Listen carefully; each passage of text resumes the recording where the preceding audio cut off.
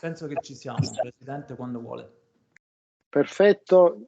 Allora, dunque, buonasera a tutti. Dunque, grazie. Do intanto un rapidissimo saluto a tutti i presenti in aula e un benvenuto dunque al professor Tim Ingold per la sua presenza stasera. Ma I will start just few words in English, and I am very happy to for the presence of Tim Ingold this evening, and I would like as first to thank him for the presence and for having accepted the invitation to talk this evening in the school. And thank you so much also to Aldo for having acted as intermediary on inviting Tim in Catania. And unfortunately, as I have already said, in the afternoon to Tim, just a few mail ago, yesterday in the evening, my sons have touched from the spread of virus, so I am obliged to stay at home safe. And I am very, very sorry for my absence this evening, but I will follow the talk online. So thank you again, and very, very sorry. And I hope that will be another occasion to meet Tim in presence in the next future.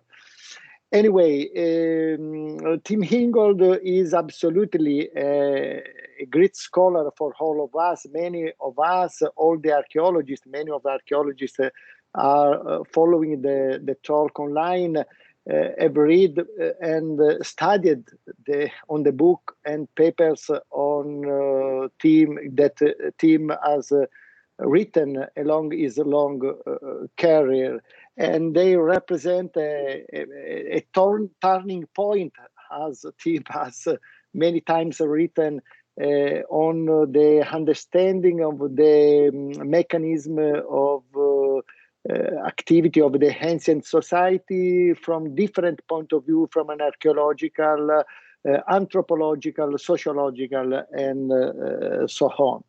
And in my personal view as archaeologist, as a professor of archaeology in Catania, where I teach one of the discipline titled Methodology, Material Culture, and Artisanal Production in the ancient world, the topic and the themes themes are obliged passages along the classes. So I am very happy again to have a team this evening in Catania for the school, as well as for all the community of archaeologists of the University of Catania.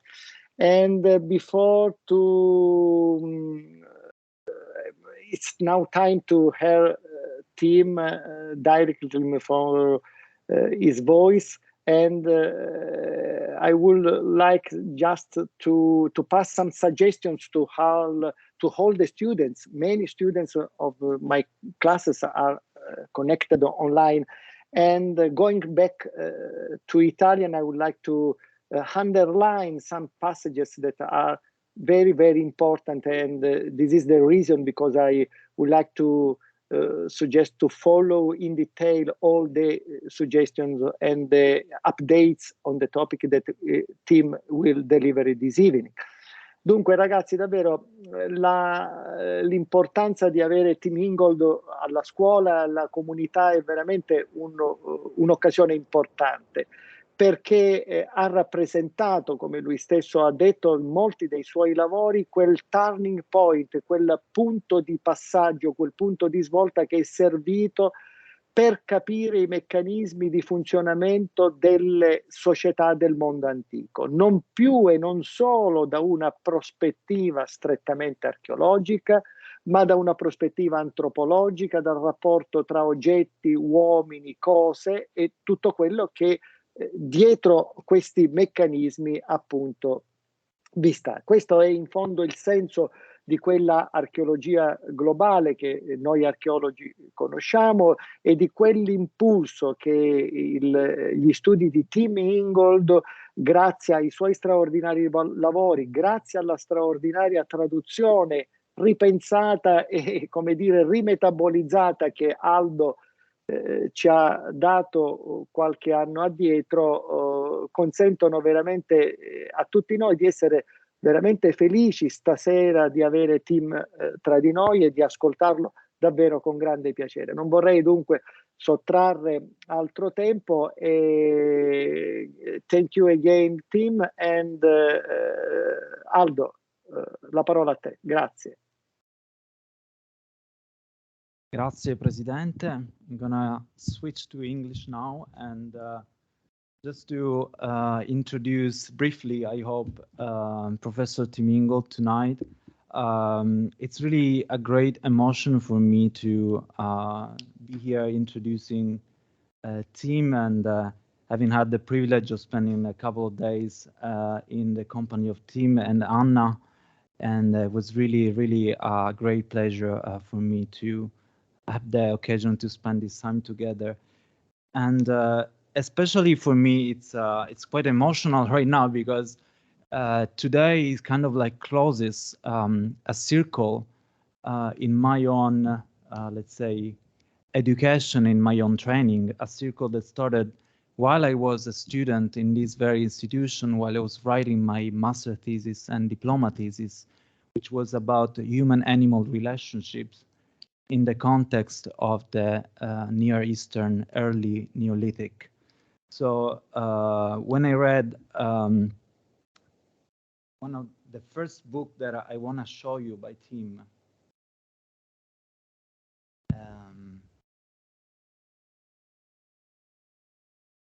no, The Perception of the Environment, Essays on Livelihood, Dwelling, and Skill, that immediately become a reference point in my own research, because that's, let's say, it's a book that collects decades of fieldwork, ethnographic fieldwork, that Tim did with hunter-gatherer indigenous communities in the circumpolar north, especially in northern Scandinavia.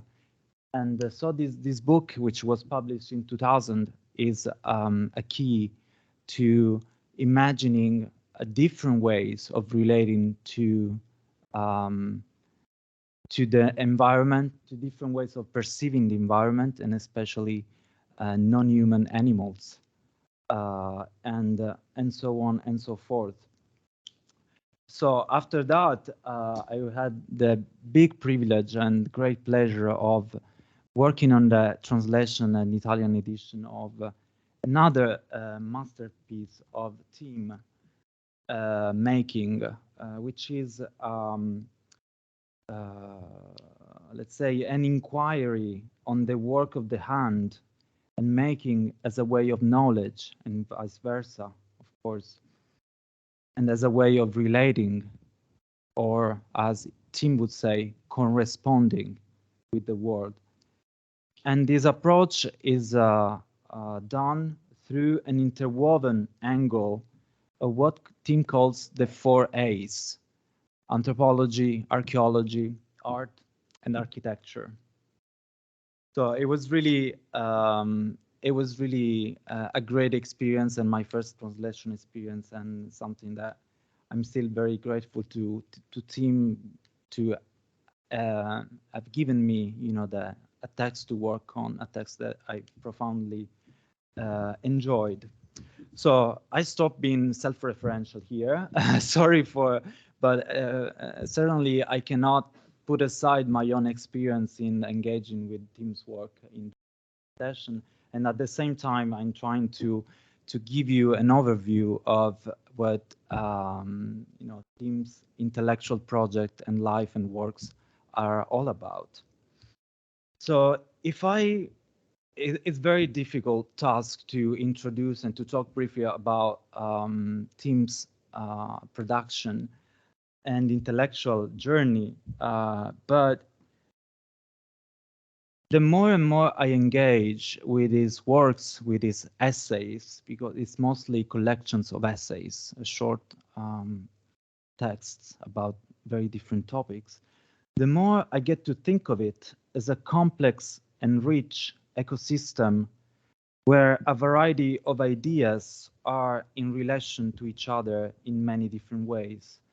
Just to name a few, concepts, correspondence, attention, the theory of lines, the ecology of culture, meshwork, landscape, all that revolves around life, livelihood, aliveness, creation, creativity, imagination. These are a lot of concepts that give you a variety of the themes that Tim has touched along all of his long career. But if I were to try the very difficult enterprise of summarizing it all with one concept, I would say that Tim's Intellectual and Life project is about reconfiguring anthropology and its sister disciplines, the 4As that we talked about, and also other disciplines, to make it a transformative journey. So something that Tim writes very often is that anthropology is not documentary, that is ethnography, which is a different thing. Anthropology is transformative, is a way of, and this is the very core of the discipline, because studying different ways, different human cultures that think differently, it's a great exercise in imagining alternatives way of thinking, alternatives way of being. And when we are able to imagine these alternatives, we can transform things. So imagination is very important. I will be back to that. So through his writing, but especially through his teaching, because Tim shared with me these days, but that first of all, he feels that the way he can contribute to the world is through teaching. And he definitely has trained hundreds, I could say probably maybe thousands of students during his career. And so this transformative journey is about finding different ways of thinking ourselves as humans in relation to the world, and finding ways of corresponding in a sort of active, dynamic ways to the material world and to the living world. So it's a very ecological approach to the humanities and social sciences, where ecology is not much about being green or being sustainable. It's more about the relationship among things, and the correspondence, this sort of engagement, involvement, even emotional engagement with the material and with the living world, that bring it to a different understanding where we are not separate from what we call nature.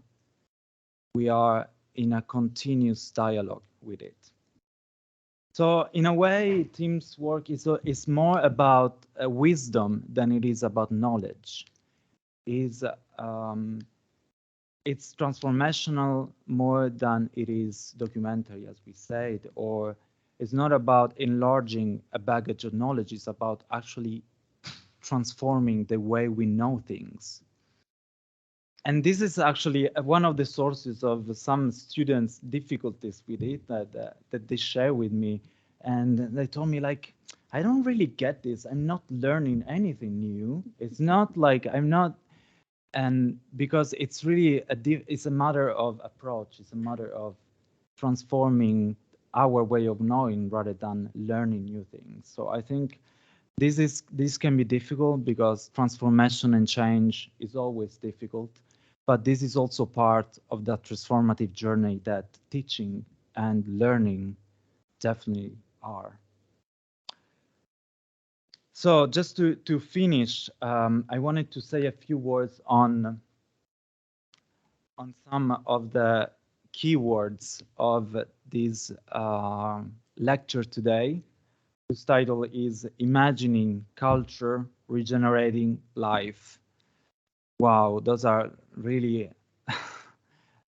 four really heavy, I would say, crucial words. And I want to start with the word life, which is another focal point of Tim's production, and especially in this book, which is the second book of the trilogy that starts with the perception of the environment. So the second book is Being Alive. It was published, I think, in 2011, right? And again, essays on movement, knowledge, and description. And so it's what it means to be alive. And to move on to regenerating, which is a little bit of my fault because I asked him especially to talk about this because it's a matter of an ongoing conversation that we're having with a good few of you guys today present here during our interdisciplinary course called Ecological Humanities, Experiments on Regenerative Culture. So we are really involved in a lot of discussions that have a lot to do with Tim's research. And so that's why I was really curious, and I think our students are really curious to learn what what Tim thinks about regeneration, what regeneration means. In my view, regeneration is both the cyclical regeneration of life, the process through which life carries on over time, but is also the profound transformation in our way of living on this planet that we need to put in practice if we want to sustain life on this planet. So it's also about quite profoundly, quite radically transforming our way of living in order to have a sustainable future. So it's a circle, but it's also a sort of a movement as well. And to go onto the word culture, the concept then of regenerative culture, what does that mean? And what does it mean to regenerate culture?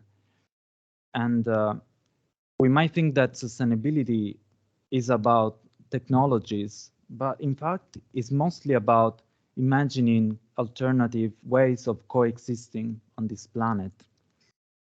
So it's fundamentally about culture. And so just to finish with I think what is maybe the most important idea of it all, which is imagination, which is something that Tim has been working a lot in the late few years, especially with this book, Imagining for Real, which was published just a couple of months ago, I think, right? Very recent, in November, so a few months ago. And also the numbers are interesting. So we have 2000, the perception of the environment, 2011, being alive, and 2022, no, 21, okay, 2021, imagining for real.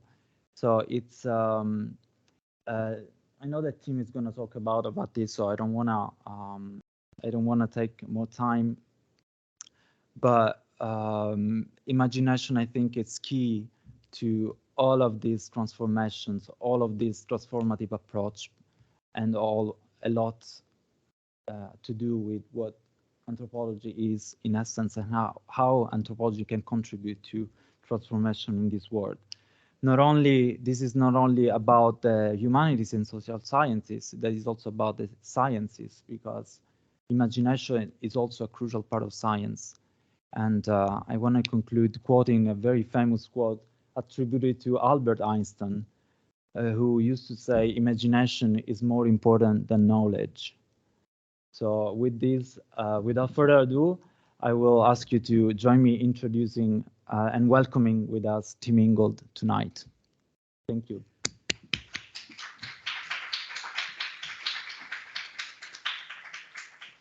Well, thank you very much for that generous introduction, and it's a great pleasure to be here. I'm extraordinarily grateful to President Gesualdo for hosting this visit and looking after me and my wife with great curiosity. Pleasure to be with you. Why do people perceive and imagine or do things and think things in so many different ways? This is classically the question of culture, and it lies at the heart of our discipline of anthropology. The culture here is the name of the question, and the question is, why do people think, do, perceive, imagine in so many different ways? But it's one thing to regard culture as the name of a question, quite another thing to suppose that this word culture provides the answer. And that's what happens when we say, as we often do, that people differ in what they say and do and think and imagine because of culture. That culture is the cause of all this variation. Because all at once, the abstract idea of difference has morphed into something real and substantial, which has actual effects in the world, as though culture was this thing, and it's doing things to us and making us do things. And this is an example of what the philosopher Alfred North Whitehead, writing a century ago, called the fallacy of misplaced concreteness. This fallacy is, I think, built into mainstream cultural anthropology. The fallacy of supposing that an abstract idea of our own is something that is actually materially present in the world and doing things. It's built into mainstream cultural anthropology, but is by no means confined to anthropology, because we find it in biology as well, especially in evolutionary biology, where the question revolves this time around the concept not of culture, but of the gene. And here again, in the realm of living organisms, a concept, gene, originally introduced to express the idea of variation in the natural world, has come to refer to concrete entities that are assumed to be the cause of this variation. So with both anthropology and biology, I want to show that the source of the problem lies in what I shall call the genealogical model. And the defining feature of the genealogical model is that every being, every living creature, enacts in the course of its life cycle a kind of program or a kind of design which is already specified independently and in advance of its actual life in the world. So at the very moment that a being is conceived, at the very moment that a new life cycle is inaugurated, this design, this program is already there. Now, in biology, this idea is expressed in terms of a fundamental distinction between the genotype and the phenotype. The genotype refers in biology to a kind of design for life that is supposed to be inserted into the organism at the very point of conception. That is, it's inserted in the genes. And by definition, the genotype is given quite independently of the environmental conditions in which this organism lives. So the genotype refers to this context-independent specification that the organism is supposed to receive prior to its encounter with any environing conditions. The phenotype then refers to the form and behavior of the organism as we can actually observe it, thanks to processes of growth and maturation, or what we call ontogenesis, in a particular environment. So ontogenesis brings out the specifications of the genotype in the observable form of the phenotype. I'm going to use them. Does it work now? Is this on? It's gone black. If I touch it, how do I turn it on? Yeah. Okay. This is new technology for me. I tried it out this morning, and I don't know if it's going to work, but I'm used to working with chalk on a blackboard. This one is more complicated, but once it's warmed up, I shall just try drawing a little diagram to explain what I mean. But it's telling me to be patient. I have to wait a moment, and it now tells me what the time is. And here we go. And we want the whiteboard, and there we are. And I can have a red line, or I can have the red line, or I can, right. Let's make it white. Okay. Now. So we have, let's call the genotype G.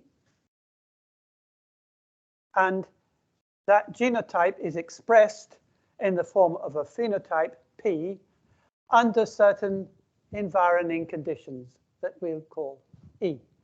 And this genotype is received by the living organism in advance of this developmental process. So this one is called ontogenesis. Amazing. And this down here, phylogenesis.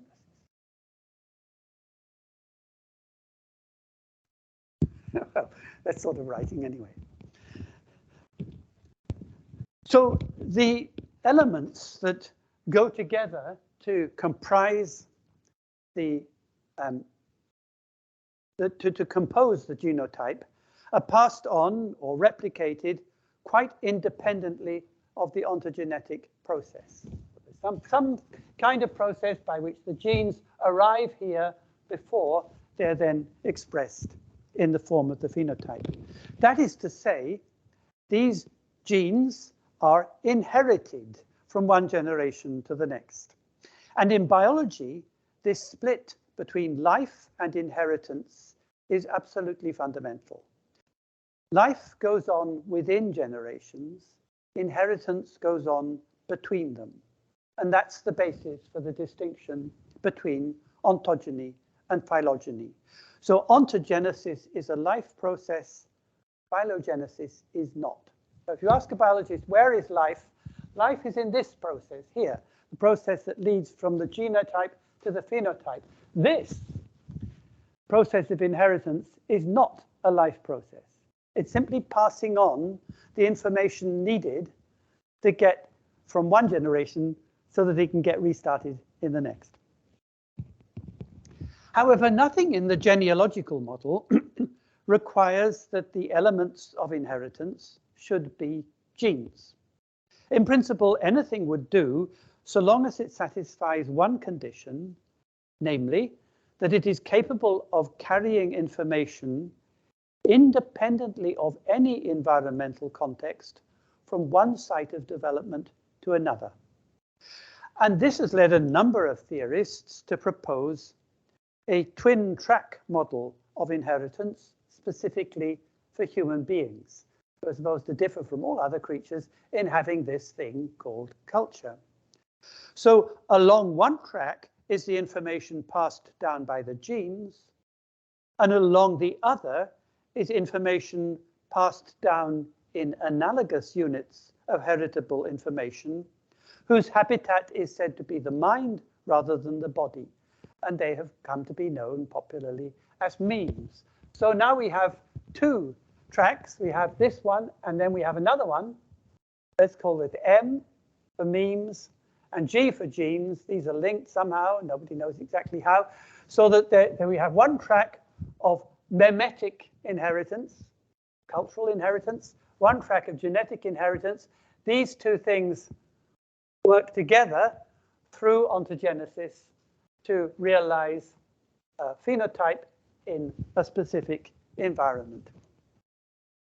So genes pass down one track, memes pass down another. And this idea gives rise to what has been called gene culture co-evolution.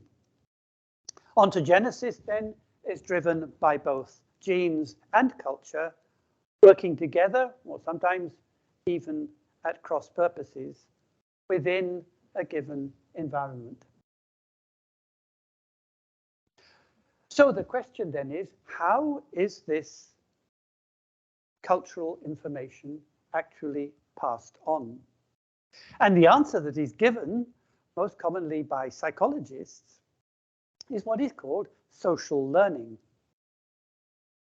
In particular, psychologists have distinguished between what they call individual learning and social learning in just the same way that biologists distinguish between ontogeny and phylogeny. So when biologists say that phylogeny or phylogenesis goes down from one generation to the next, and ontogenesis happens in the course of a life within a generation. So psychologists now tell us that this sort of passing down, this inheritance, happens through what they call social learning. So the individual gets some information from previous generations handed down in the form of memes, and then these are then expressed in its life cycle, the way in which the organism then, through practice, actually puts this information to work in an environment that is individual learning, according to psychologists. I'll say later that these terms are completely ridiculous, but bear with them for a moment. There's social learning, which is the process by which information is transmitted from one generation to the next. There is individual learning, being the process by which the recipient of that information then puts it to use, puts it to work within the practical circumstances that they encounter.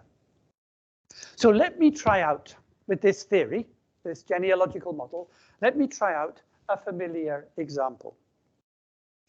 All of us, barring accident or handicap, learn to walk on 2 feet. So general is this capacity to human beings that we're inclined to regard it as innate. Oh, we say, oh yes, so, all human beings, bipedal locomotion, that's a fundamental universal human trait. Never mind that some people can't do it because they're handicapped, or they've suffered an illness, or they've had an injury. On the whole, most humans, except for babies, of course, we'll come to them, most humans walk on 2 feet. So it must be innate. It's part of human nature to walk, we say. Everybody does it. Yet, as the ethnologist Marcel Mauss showed in a classic essay on techniques of the body, technique du corps, people around the world walk in very different ways. And these differences relate not only to the conditions of the landscape that they inhabit, is it flat or hilly or whatever, but also depends on variations in footwear and also, interestingly, in carrying devices. Right? Let me give you an example. I think I can demonstrate. In the Western world, we are told that the proper way of walking is from the hips, whilst keeping the knees as straight as you can. It's what in physical anthropology is called the striding gait. It's very colonial. You're a master of the universe, so you span the world between your 2 feet. It's said actually that the first research on human walking was carried out in Germany towards the end of the 19th century, was when they started using photography to capture the movement in slow motion so they could analyze the actual gestures. So they recruited soldiers and put them in a room which was completely bare of any furniture, just with a floor. And they stripped these soldiers naked, so they had no clothes, which would sort of impinge some bit of culture on this. So they just had young men in the nude on a flat floor who actually had trained as soldiers and said, now walk. So of course these young men did this, and they thought, well, since they have no clothes, and since it's a bare floor, there's no culture, so this must be the natural way of walking, the striding gait. Now, that's the way we're supposed to walk in Western societies. In Japan, traditionally, it was normal to walk from the knees in what we would regard as something of a shuffling gait. And you'd be wearing sandals, so that the sandals would actually come off if you didn't shuffle. And that's very handy if you're, as in Japan, which is a very mountainous country, if you have spent a lot of time going up and down hills, if you tried doing what we Westerners do, you would immediately fall over. So in Japan, it makes a good deal of sense to shuffle along like this. And interestingly, it even varies with the kind of load-carrying devices that people use. In the West, we have rucksacks and things on our backs, so we're standing up straight with the rucksack here. In Japan, the traditional way of doing it was to have a pole across one's shoulder, like this, with a load on each end, which would balance. And if you're walking in hilly country, shuffling along, that is actually much more stable ergonomically. So there are two quite different ways of walking between, let us say, the West and Japan. We could, maybe I can, which one do I get a new pic? Oh, if I can, how can I get a new slide? Yeah, that one. So we say the Westerner, here's the Westerner.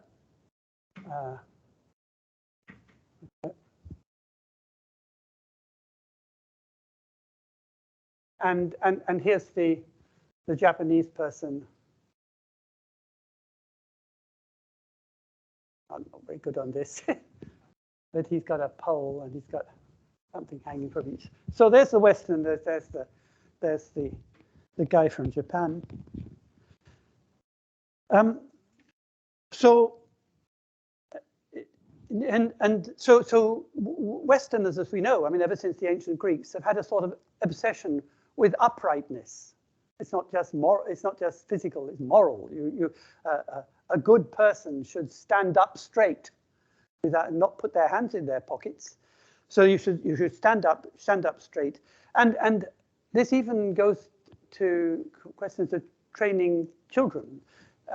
Western parents get very anxious if their children don't start walking as soon as they should. And they use all sorts of devices, baby walkers and things, to get them upright. The Japanese are not bothered about that. They don't have the same obsession with elevating humanity above other animal kinds. Or if anything, it's the reverse, that in Japan, closeness to the ground is a mark of social status. Well, now, how would the genealogical model deal with these variations? Well, it would have to say, as it does, that walking has both innate and culturally acquired components. The first transmitted genetically, the latter culturally through what it calls social learning. Yet, as we know, infants are not born walking. Rather, walking is something that develops in the first years of life, along with bodily changes. Importantly, these bodily changes lower the center of gravity in the body that gives it more stability in the upright position. There were some very interesting experiments conducted some time ago with babies in water tanks. What you did is fill a water tank up to about this depth with water, and then put the baby in it and see whether it can walk. And babies that couldn't possibly walk yet under ordinary conditions had no difficulty walking in the tank because it affected the distribution of weight within the body. So anyway, the walking is something that develops along with the development of the body. And as we know, that development generally depends on the presence and support of already walking caregivers, such as parents and older siblings in the family, who will hold the infant's hands when she takes her first steps, or pick her up when she falls, and so on. It would be very hard for a baby to learn to walk if that support wasn't routinely there. You know, every time you fall over, you're picked up. Every time you want to go somewhere, you hold an adult or an older sibling by the hand. And nor, of course, are infants themselves passive in the process. So a baby has a powerful desire to reach for things in her surroundings and to get moving so as to be able to grasp them. And so they'll do this by improvising whatever means you can, crawling, rolling, bottom wiggling, whatever. The baby will simply find a way. They want to get somewhere, they'll improvise a way of doing it with as best they can. That almost all eventually end up walking on 2 feet is not because it was already predetermined that they should do so, that there's some kind of genetic instructions in there telling them you will walk on 2 feet and this is what you're going to do and it's all planned out. But it's not because of that, but because all these experiments, hour by hour, day by day, all these experiments in trying to get moving ultimately converge on the same solution. Everybody ends up homing in on this thing. Yeah, the good way to do things is on 2 feet. So it's a case of convergent development rather than genetic determination. And moreover, of course, it's a convergence that depends on certain environmental conditions being already met. For example, that there are supporting surfaces to walk on. Oh, for example, that the force of gravity remains more or less constant. If the force of gravity is much reduced, say, as in outer space, or if it's very much increased, if you happen to find yourself on a very much larger planet than Earth, or if the land were completely flooded by water, we couldn't walk. We wouldn't be able to. We would float, collapse, or drown. So when we say that walking is innate, that it's simply there, it's deposited in part of our human nature, we are simply taking all these external conditions about the solidity of the ground, about gravitational force for granted. In truth, then, walking is not handed down, ready-made, as part of the genetic legacy of the species. Rather, walking develops.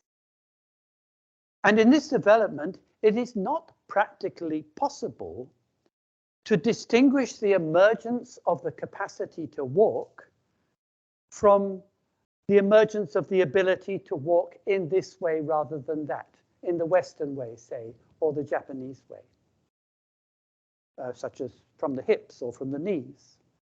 So learning to walk is learning to walk in the way that is customary for your community, through the support provided and the examples set by others around you who are already walking. So what we think of as cultural variations are not added on to a universal capacity that is given from the start. They are rather inflections of the very same process. So we can't say anymore that the capacity to walk in every possible way is innate, and that the capacity to walk in, say, the Japanese rather than the Western way is acquired, when the way we walk is, in fact, always the outcome of a particular developmental trajectory. And with this, the distinction between innate and acquired, or between genetic and cultural transmission, simply falls away. It doesn't make sense anymore. And so does that between individual and social learning. These terms, individual and social learning, are profoundly misleading. Firstly, because in what theorists call social learning, they mean the transmission of information from one head to another. And that transmission is not social at all, because it actually completely isolates the individual as a recipient of information from the environmental context in which they exist, in which they live their lives. On the other hand, what is called individual learning is profoundly social, because it always takes place in a situation, in a context, in an environment that includes loads of other people. So what is called social learning is actually individual. What is called individual learning is actually social. And actually this whole distinction between individual and social is hopeless anyway. We should get rid of it. Because as it turns out, all learning is both individual, insofar as it is part and parcel of a certain life history or biography, But all learning is also social in that it is carried on in collaboration with others. And this is as true of learning to walk as it is of learning everything else. Consider, for example, that other capacity so often taken as a mark of human uniqueness, that is besides bipedalism, namely language. Infants are no more born talking than they are born walking. But they have a strong desire, as we might say, to voice themselves into existence. To say, I am here, and I'm going to make noises so that you can appreciate that I'm here, and I'm expressing things. I'm voicing myself into being. And this voicing into being is supported and exemplified by the talk of all the other people around them. So in a sense, babies, infants, grow into language just as they grow into bipedal walking. But as we know, humans talk in an astonishing variety of different ways, which we identify as all the different languages of the world. So learning to talk is learning to talk in the fashion of your community. It's not that the capacity to speak is innate and the capacity to speak, say, French or Japanese is acquired, or that one is transmitted genetically and the other culturally.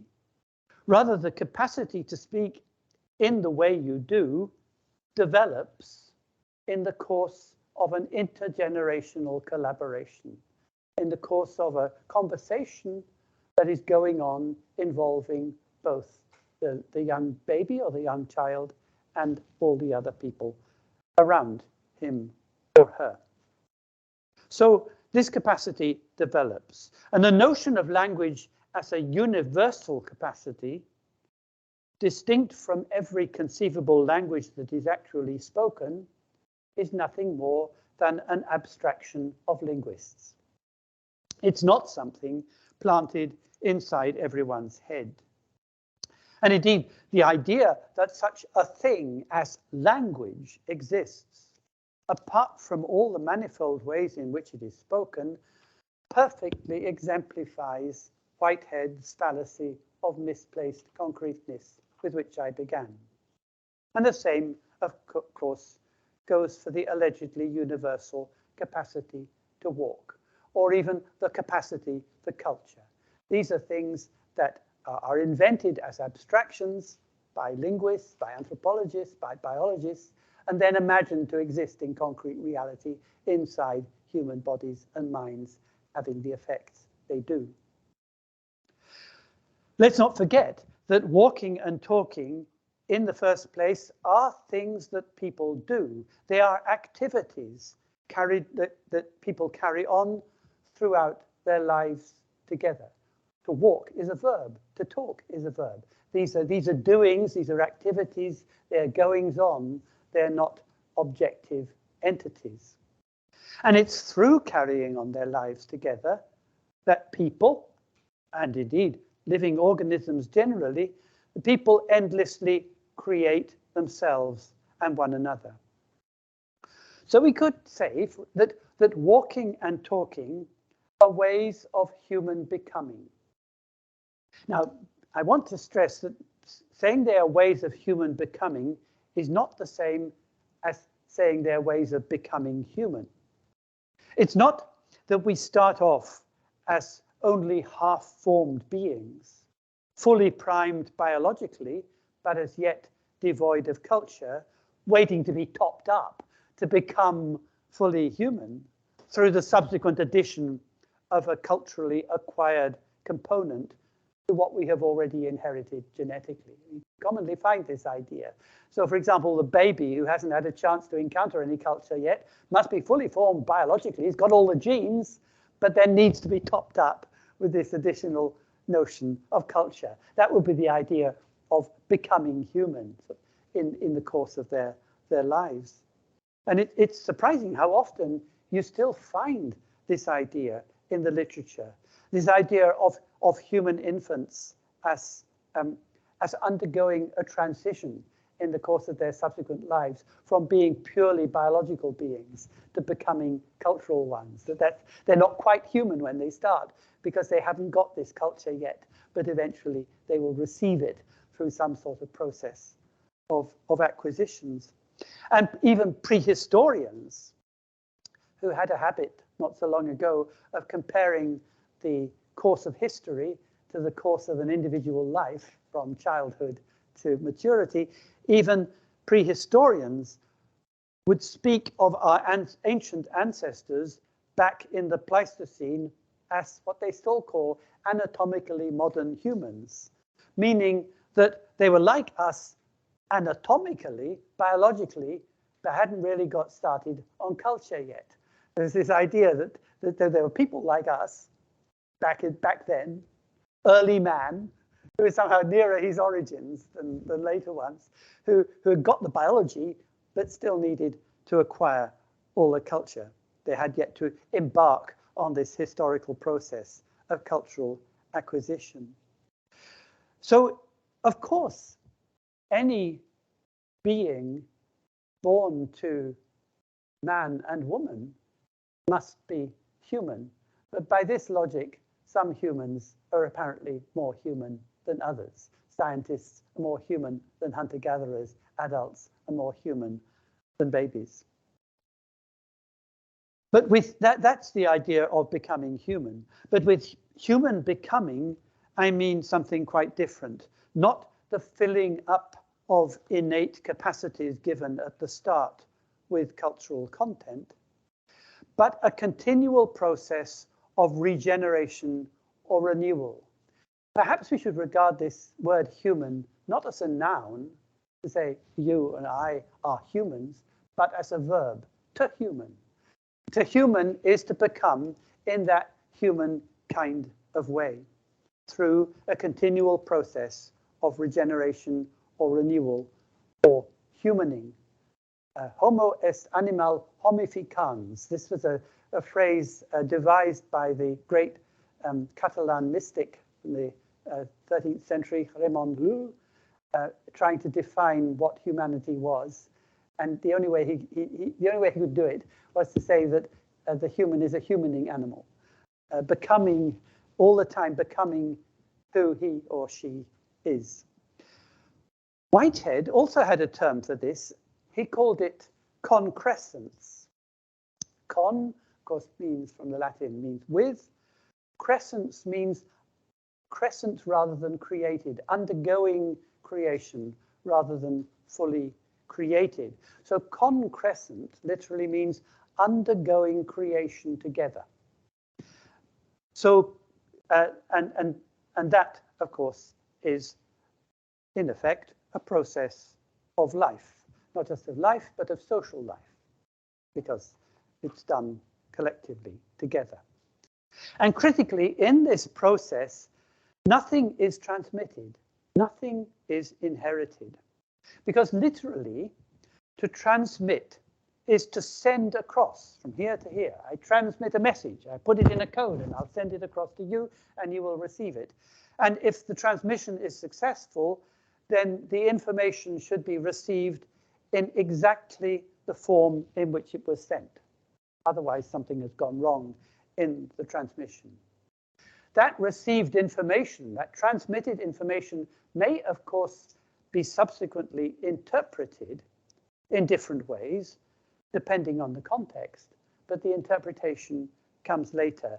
So you can see in this distinction between the transmission of information and its interpretation, the very same principles that we found are also axiomatic for the genealogical model, with its separation of inherited specifications, whether genetic or cultural, from their realization in the life history of the individual under particular environmental conditions.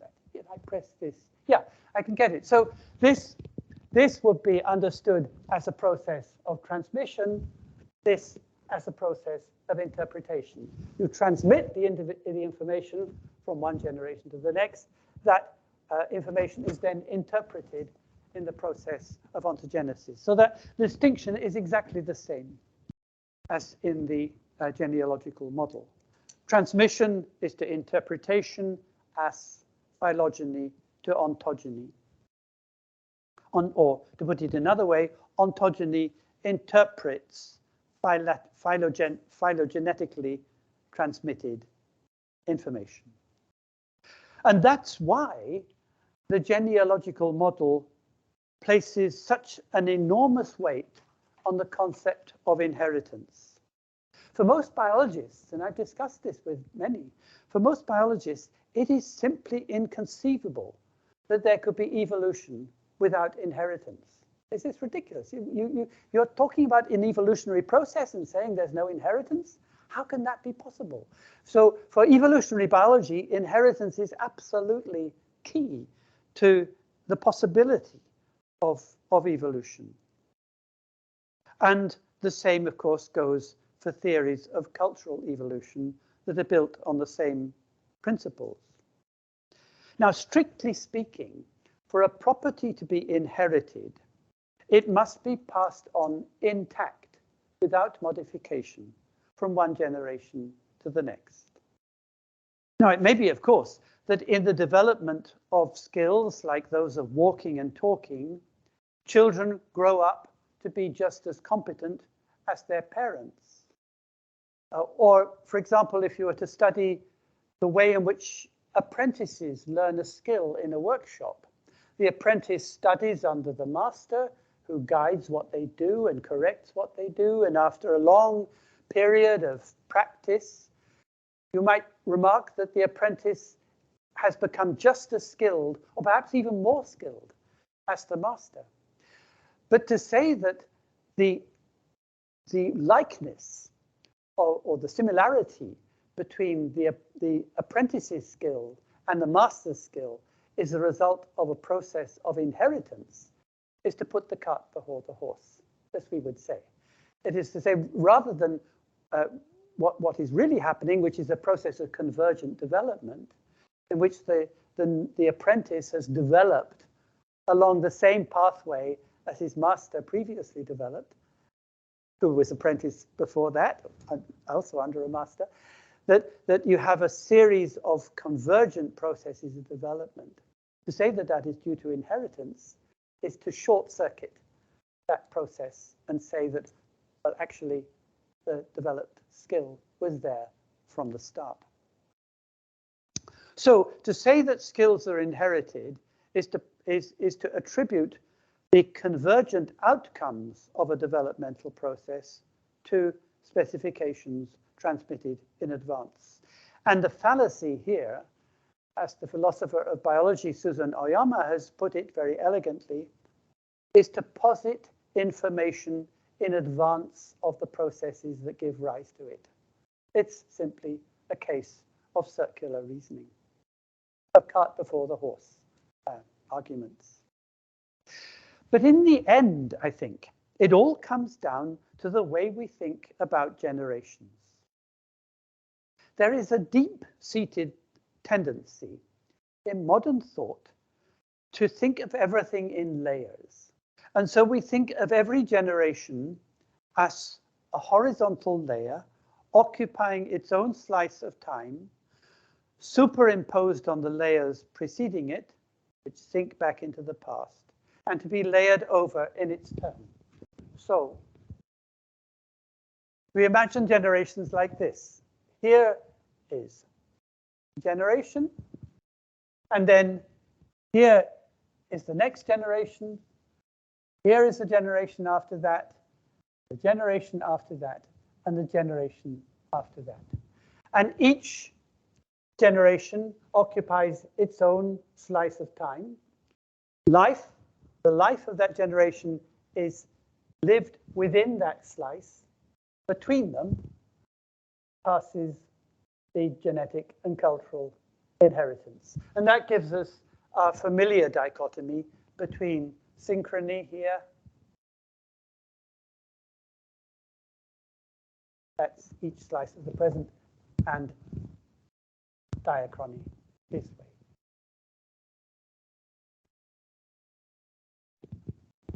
So each of these is a generation. They follow one another, each occupying its own slice of time in a diachronic sequence.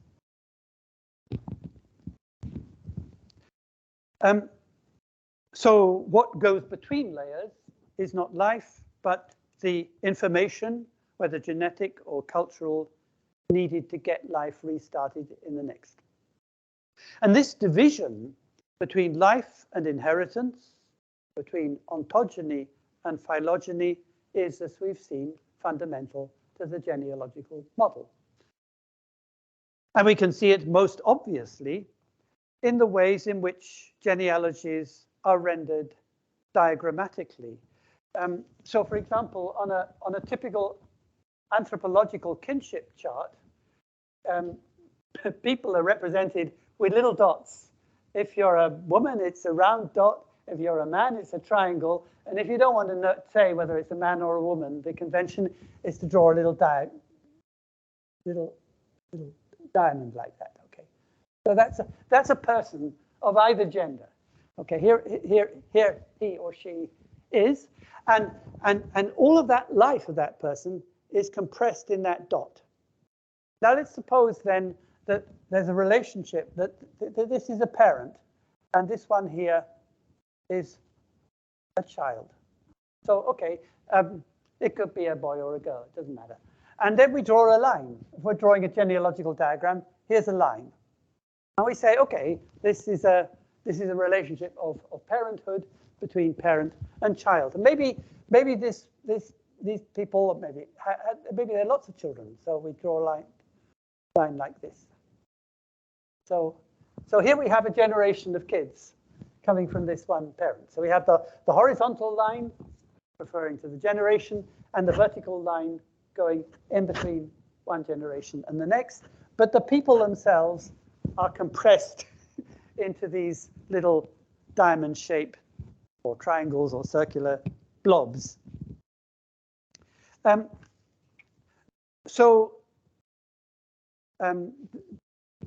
Let's suppose then that we had a sequence of 5 generations. It would look like this. Here's 1, 2, 3, 4, 5. So, parent, child, grandchild, great-grandchild, great-great-grandchild, and we will draw a line. So there's a sequence of 5 generations. And we can ask, well, what do these lines actually mean? Because each of these people is fixed in their own particular generation. So what is the meaning of this line? What does it represent? It can't be a line of life. It can't be a lifeline because life is compressed into the dots, into those diamond shapes. And each dot is fixed in its respective generation. And nothing in the lives of these people will ever bring them closer or further away from the people beneath them. This distance between them is absolutely fixed and will remain absolutely fixed throughout life. So those lines are actually lines of inheritance, or of what in anthropology we call lines of descent. And if anything passes along them, it's not life itself, but properties or attributes for living it. It could be genes, it could be knowledge, it could be it could be artifacts, it could be property that is descending from one generation to the next. So this is a line of inheritance, not a line of life. But if we switch perspectives from becoming human, that is through the acquisition of attributes, to human becoming, then every living being becomes a line, which is not wrapped up in the present, but is itself a movement in time. As the philosopher Henri Bergson insisted, life is duration. Wherever anything lives, time is passing. So how might we depict generations and their relationships? not as a series of layers, as in a, not as in a stack, not like this, but, well, let's give it another try.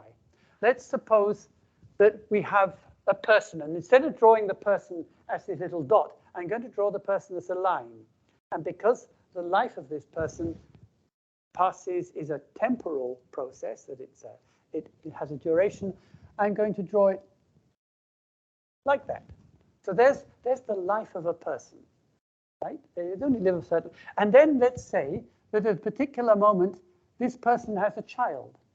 So a new line emerges, and it's going to go like, then sort of deviate, become a person of their own. So there's the second. So there's generation number 2.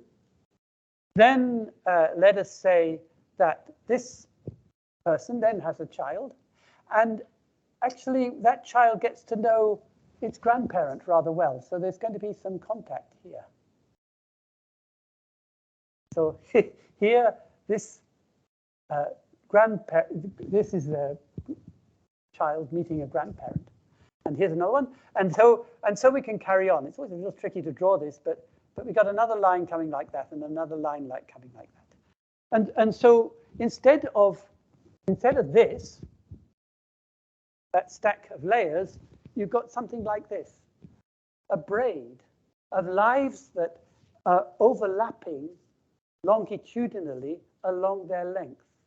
And where, as you can see here, the parent and child are carrying on their lives together and growing older together. So there is actually collaboration going on between generations.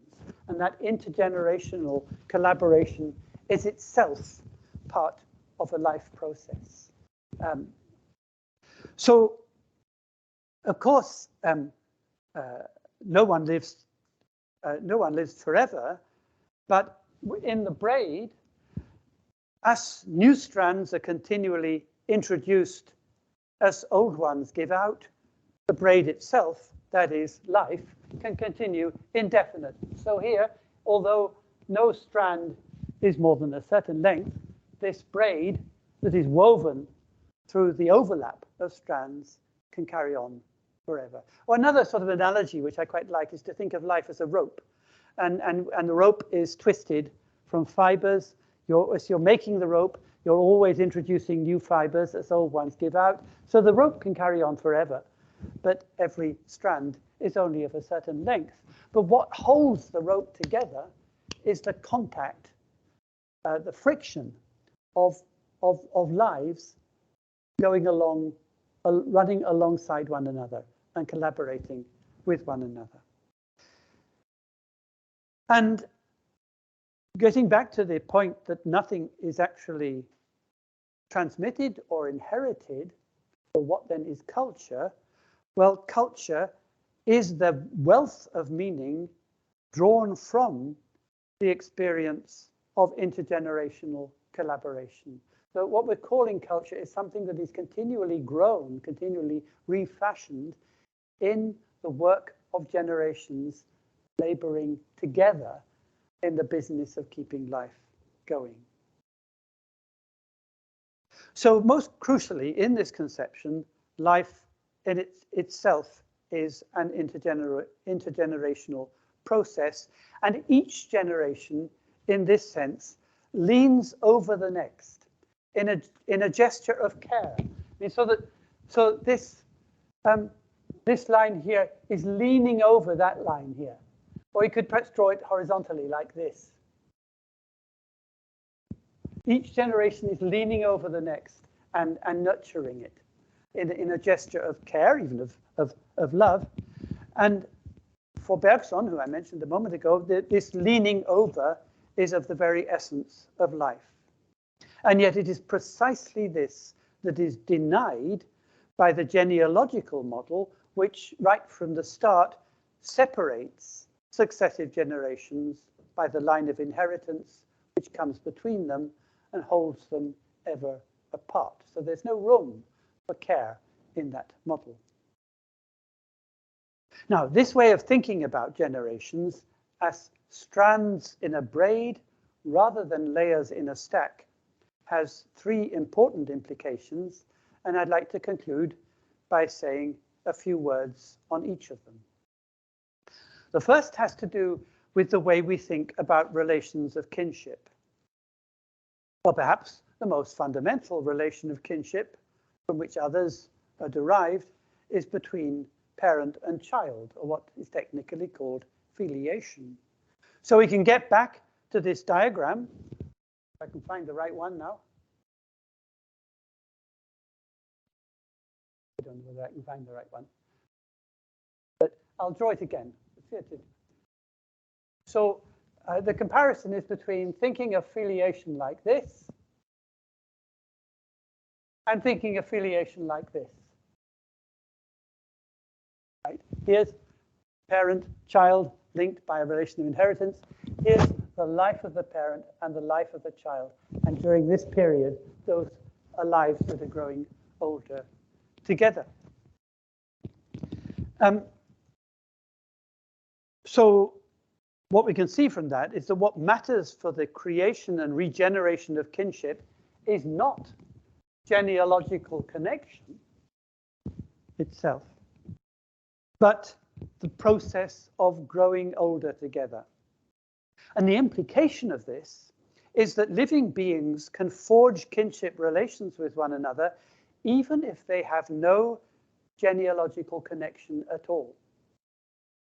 There's nothing odd, therefore, about humans sharing kinship relations with non-human creatures, with trees, with mountains and hills, as indeed is believed to be the case in among many indigenous people who say that our kin will include our human kin, but we also have kinship relations with all sorts of animals, with trees, with mountains, and so on, because these are things that we live along with, that grow older together with us, that we have relations with, and which care for us, and which we care for in our turn. And that is what kinship is about. It's got nothing to do with genetic connection.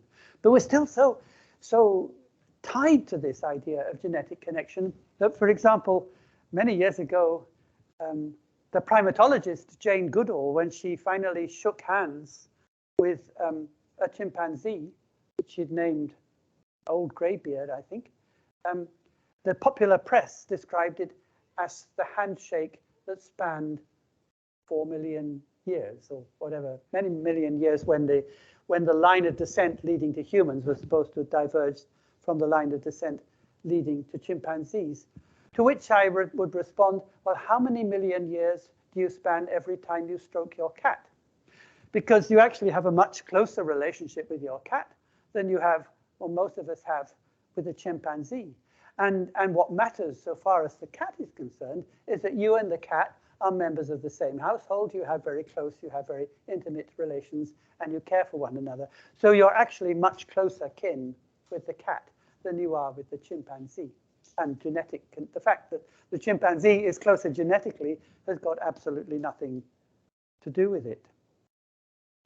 So the idea of kinship with non-humans is not something odd or difficult to understand as soon as we see that kinship itself has nothing to do with genetic connection. Nor is it the case that such relations of caring and nurturance are social rather than biological. On the contrary, they are both social and biological, but this is a biology not of phylogenetic connection, but of ontogenetic development. It's about care and nurturance, not about genetic relatedness.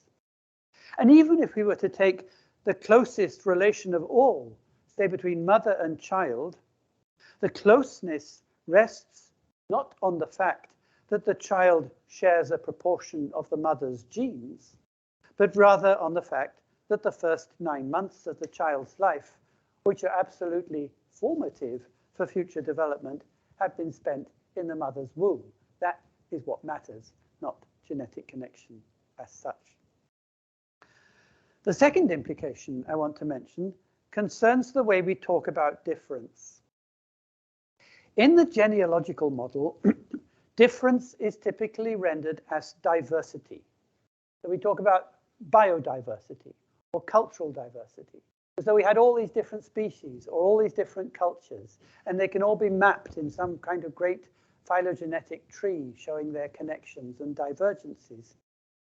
And that's how it might appear, for example, on a genealogical chart or on a chart of evolutionary phylogeny, showing how all the different species are linked in this great tree of descent.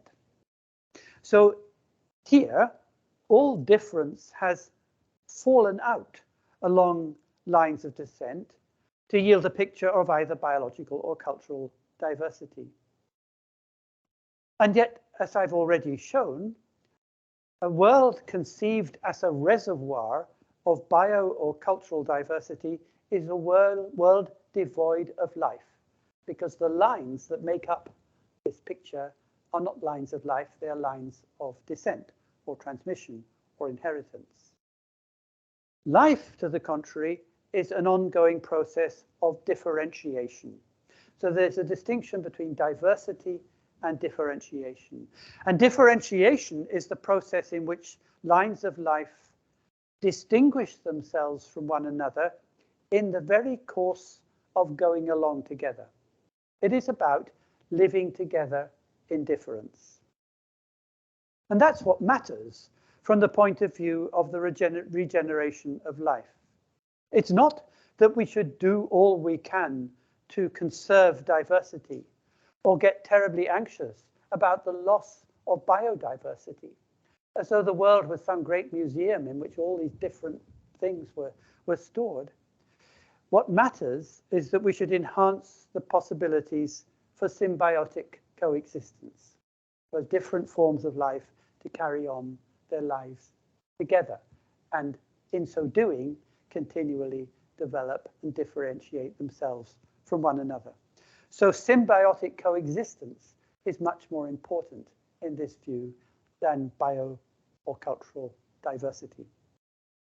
And then finally, I think it is critically important to distinguish between novelty and newness. Now, this might sound like splitting hairs. Novelty and newness are two words for the same thing. But according to the genealogical model, all novelty in biological or cultural evolution comes from the mutation or recombination of elements of heritable information. They could be genes, or they could be memes. And yet nothing absolutely new comes from the kaleidoscopic recombination of what already exists.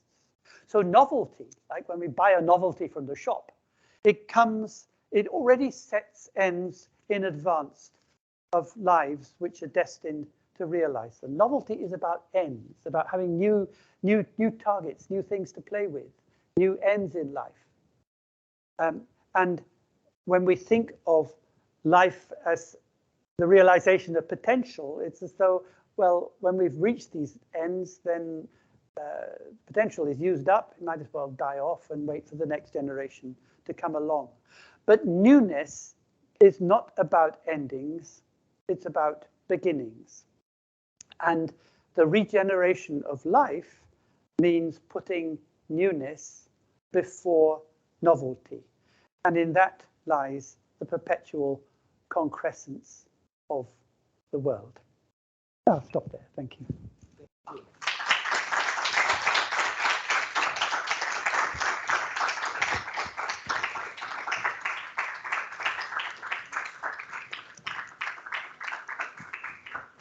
Thank you very much, Tim. Toward here, so I can see if there are questions from our guests who are attending remotely. So if you want to raise your hand, and I will give you the floor. And before giving the floor to some students that probably will have questions to ask, I wanted just to remark something about this, and which I think is a very rich model and very empowering too, also in this sort of continuous regeneration of culture at each generation.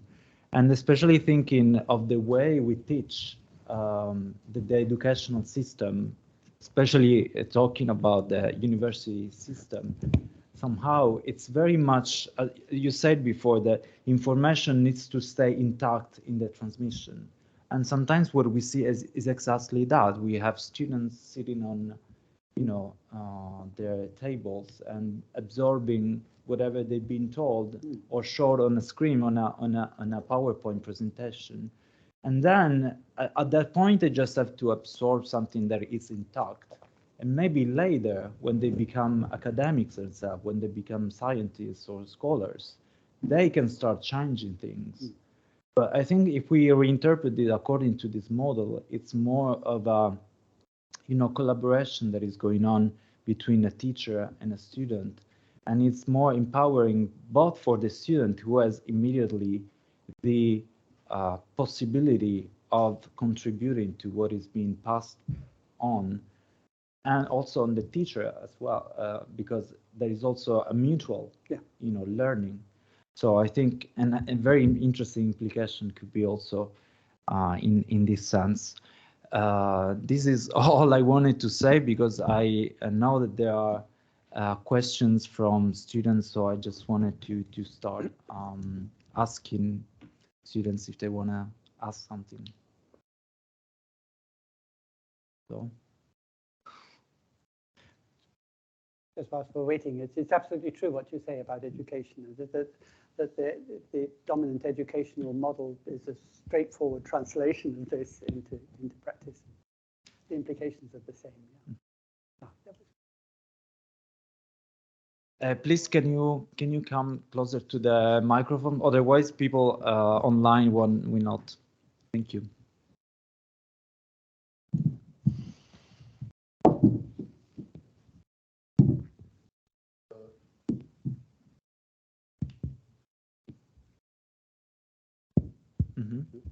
First, thank you very much for your presence. It's really a great pleasure to be here for these great lessons. I just want to speak about the process of evolution. I will first just refer to Marcel Mauss in the article of Technique of Body, when he talked that the main objective of education is adaptation to an objective.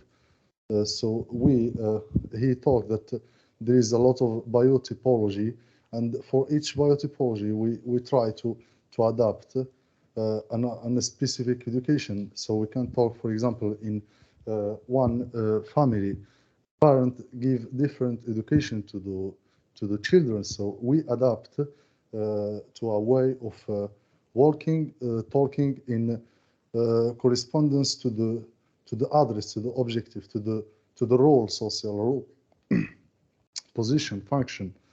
It's also the question of mask.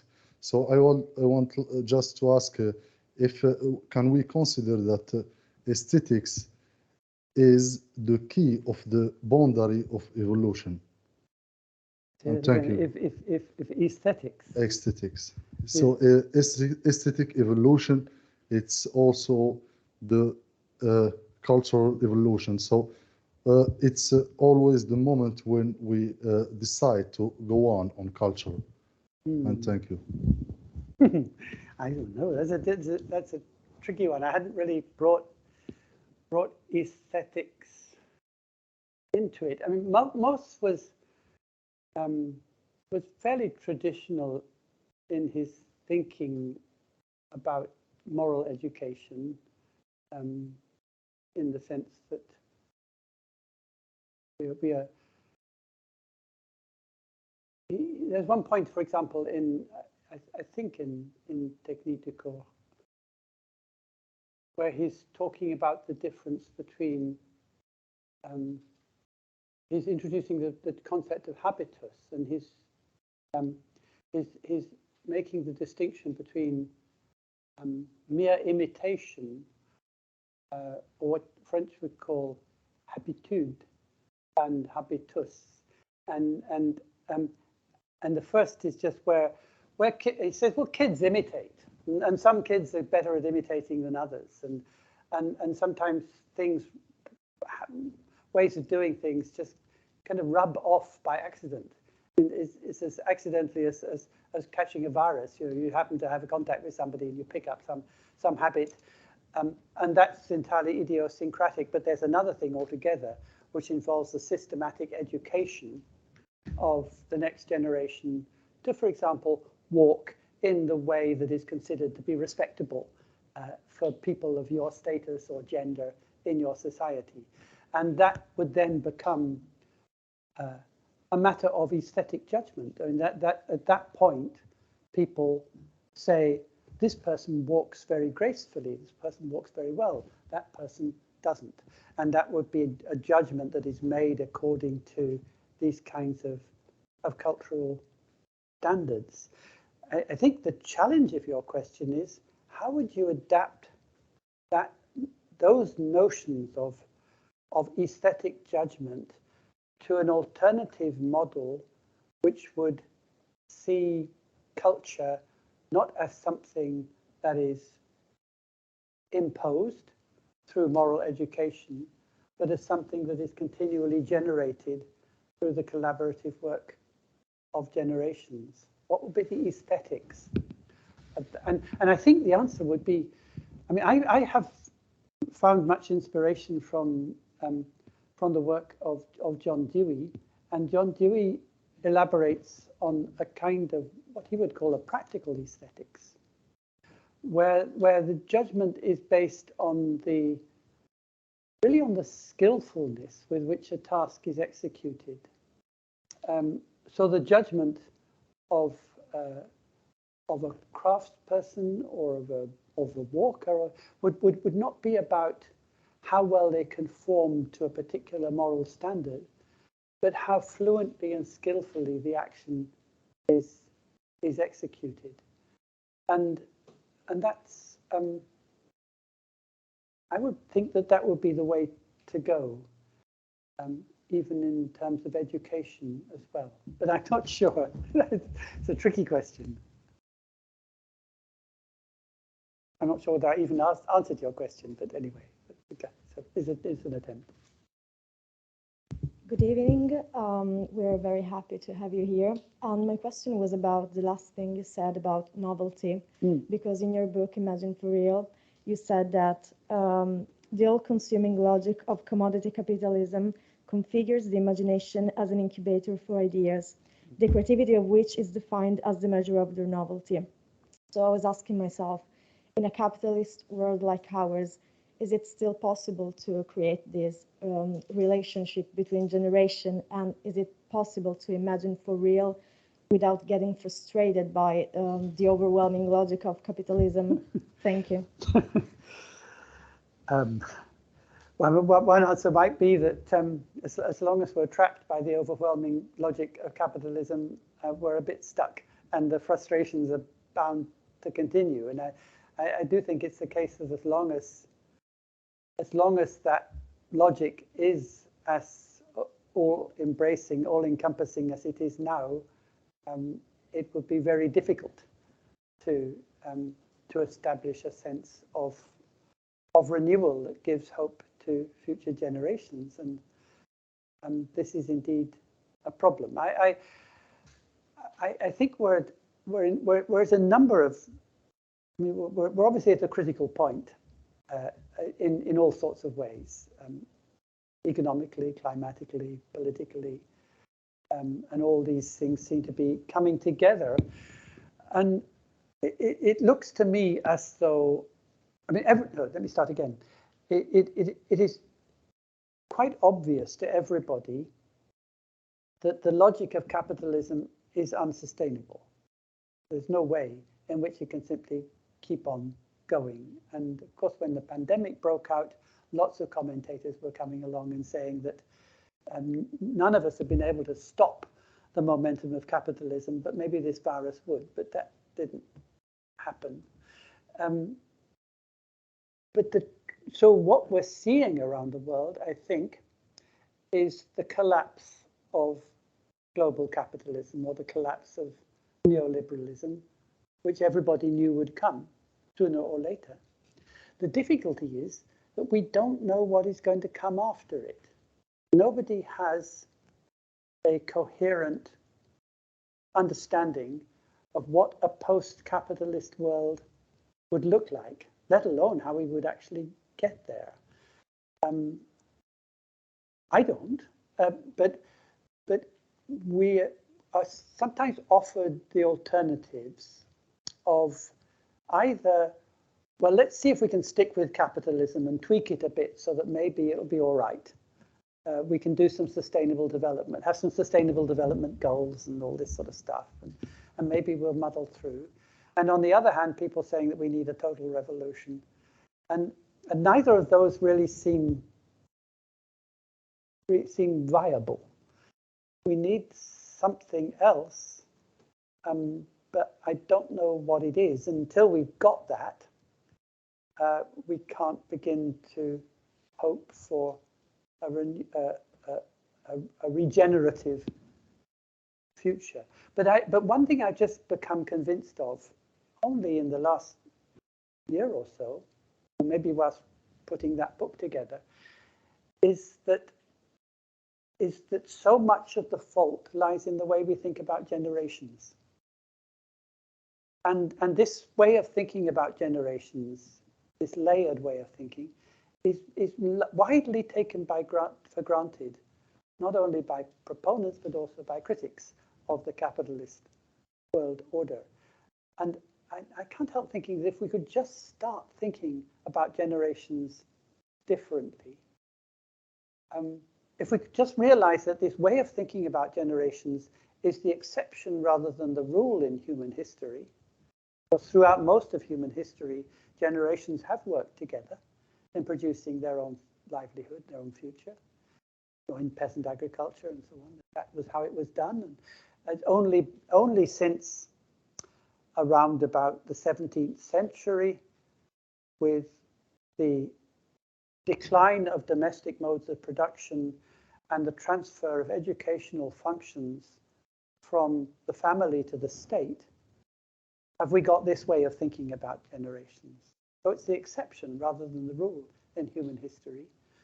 So rather than sort of going into a completely unknown future, I think maybe we could pick up some lessons from the past about how human life was lived, find precedents for a way to carry on by looking a bit further back into history, even into archaeology, that might give us a guide as to how to go into the future. But it's we're all it's a problem for all of us, and we don't have the answers just now. Thank you. This is really interesting. Just before we hand it to the next question, I just wanted to add that really the historical imagination is key to all this process. And in fine is this like third way that you're saying between, really a post-capitalist revolution and a tweaked capitalism.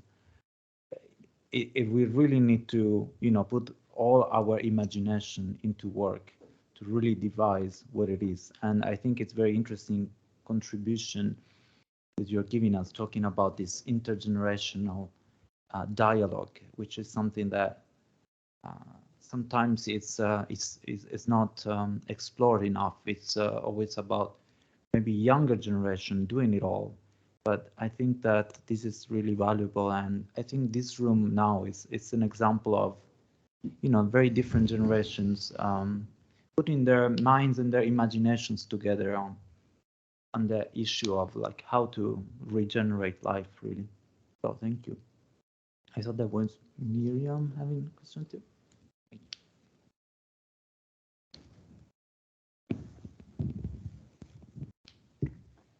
My question was about transmissions of knowledge, and not about on generations, but above all in your discipline in anthropology.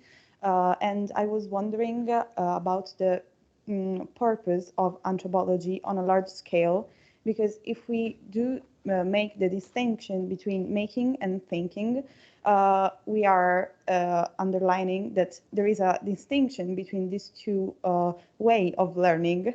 So if an anthropology learns from making, is learning in a true way, while if a non-anthropologist learn through thinking, so through lessons, through lectures, it is a less valuable way of learning in a way. So I was learning how non-anthropologists could really understand and could make the knowledge and not only think the knowledge. Oh, there's so many things here, but the first thing I would want to do is to break down the barriers between the academy and the rest of and everybody else. So that what I think is really important and great about anthropology is, which I think no other discipline really does, is that it takes what other people know seriously. By taking it seriously, I mean it doesn't treat other people's knowledge as raw material for analysis, but actually as something that we can learn from. So that there shouldn't, in principle, be any difference between studying in the university with your professor and studying, say, in the field with reindeer herders or something, wherever you happen to be. In both cases, it's a question of studying, and you study in order to learn from what people know. And the reason you do it is because you're hoping that the wisdom you will gain from this will help you, along with everybody else, chart a course, a possible way to live in the future. Now that's the point of learning. So where anthropology differs from other disciplines is in treating the knowledge of all these people outside the academy as in treating everybody outside the academy just as they would treat people inside the academy as potential teachers. Other disciplines, on the whole, don't do that. So now there is a lot of talk about the virtues of interdisciplinarity. We are all supposed to be engaging in, anthropologists are supposed to be doing interdisciplinary research with other disciplines in these big blocks like the environmental humanities and so on. But the trouble with that sort of interdisciplinarity is it's often a way in which academic disciplines gang up in order to keep everybody else out. That is, the non-academics. So if we're going to have a genuine interdisciplinarity, then we have to include in disciplines not just so-called academic disciplines, but all the crafts, the trades, the walks of life that are practiced anywhere in the world. So carpenters have their discipline, potters have their discipline, cooks have their discipline, musicians have their discipline, and these are all should be on a par, and we should be prepared to treat the whole world then as our university. That's the way I see it, and the knowledge then is something that grows out of that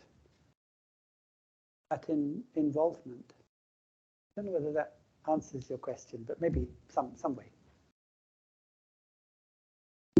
Thank you very much. I think we have time for another questions. If we have questions from the audience or from people online right now, please raise your hands and. Okay.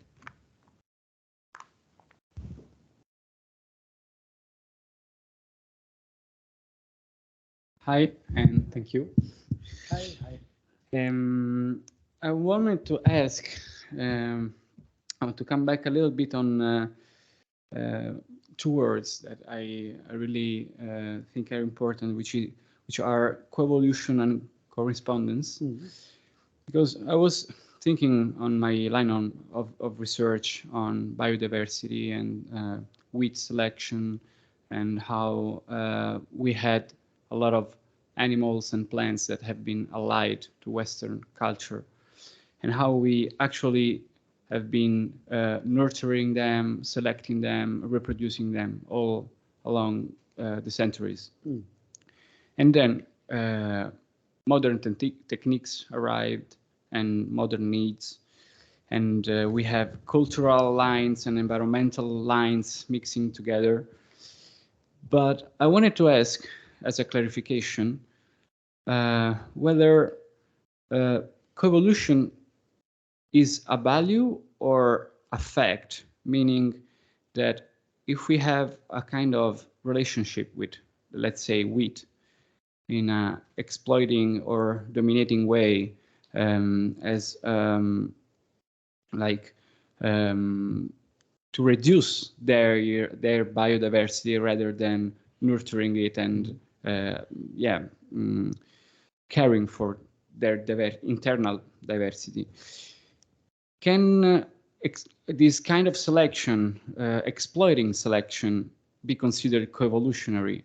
And or otherwise, correspondence actually requires certain kind of lines, certain kind of relations to be considered coevolutionary.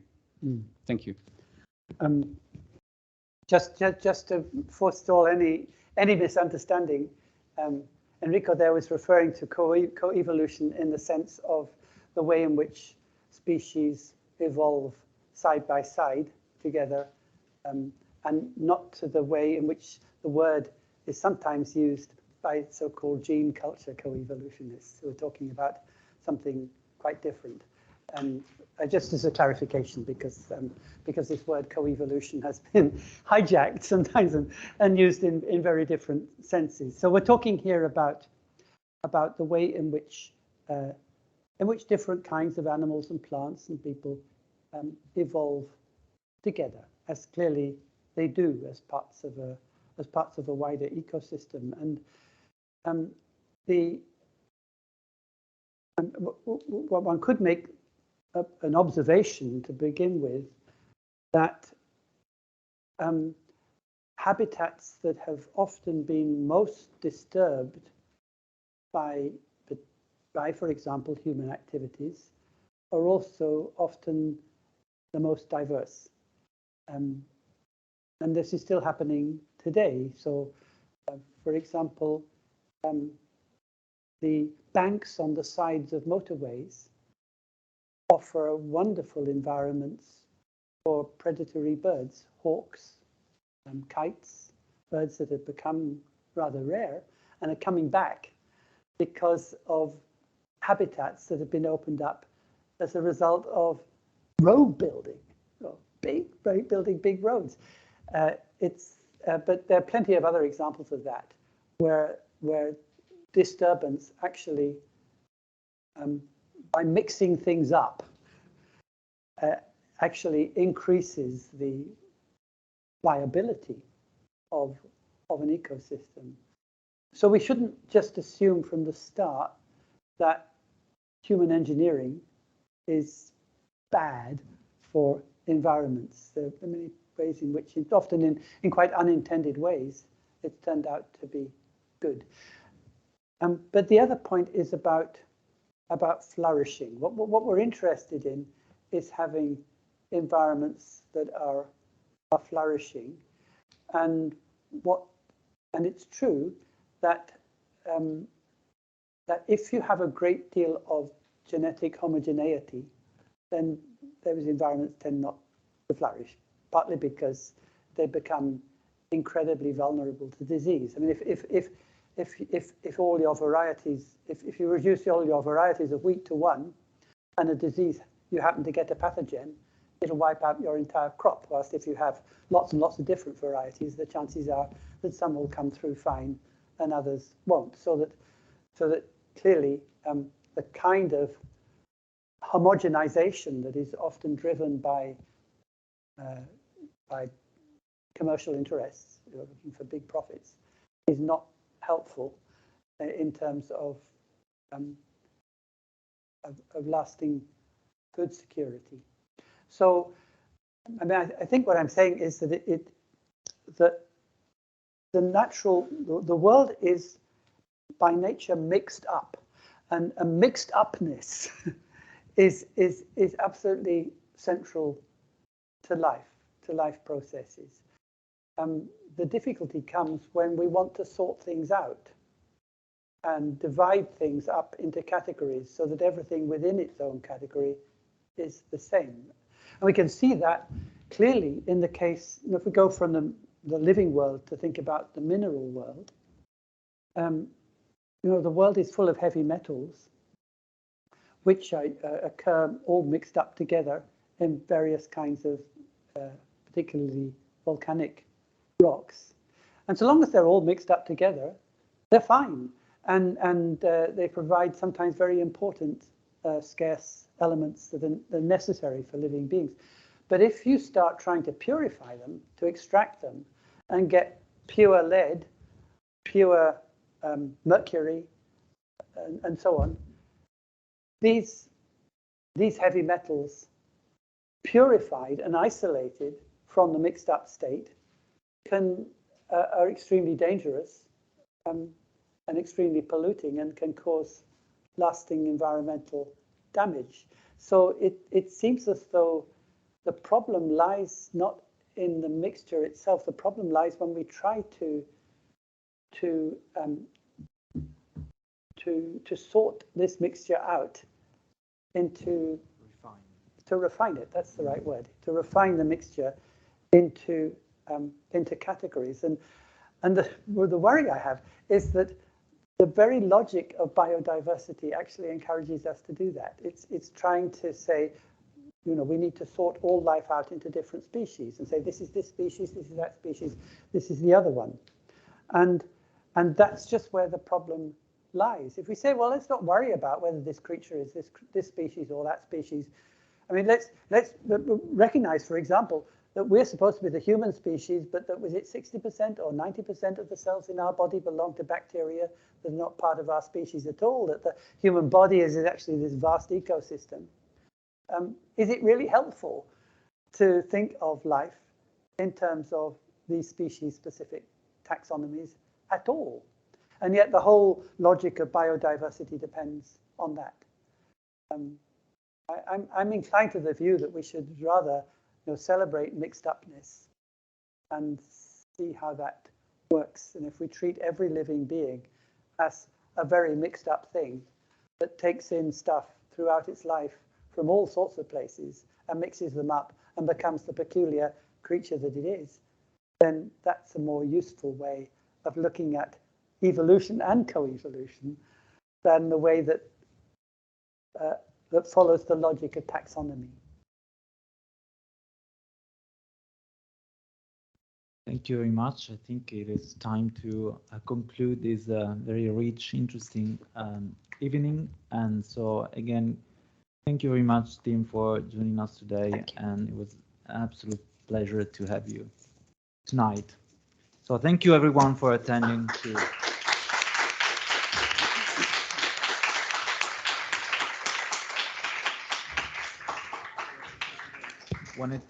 Volevi dire qualcosa in conclusione, Presidente? Ah no, ok. It was just...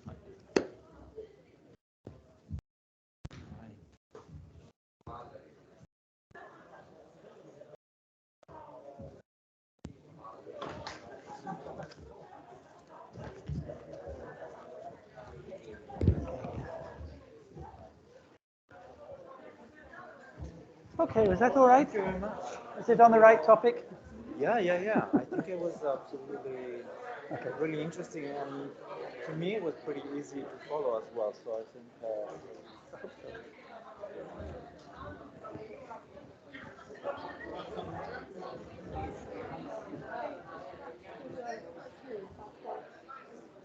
I'll just pop back to the room. I'll just pop back to our room to. Oh yeah. I also need to take another layer. Okay. You just take this now. Yeah. I'll put I might. Thank you. That's fun. And it's from coffee. Thank you.